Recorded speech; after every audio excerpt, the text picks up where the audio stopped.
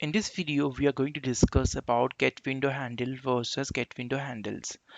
GetWindowHandle returns the window handle of the current or active window, whereas getWindowHandles return a set of window handles for all the windows open by the WebDriver instance. Let's have a quick demonstration to see the difference between getWindowHandle and getWindowHandles.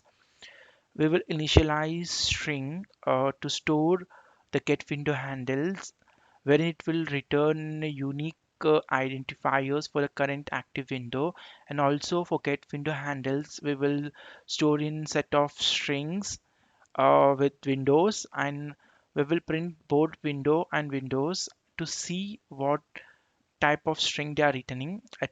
It will be a unique identifier for each of the windows. So now let's quickly run it, and we can see that initially it will open google.com, and in the new tab it will open testautomationcentral.com.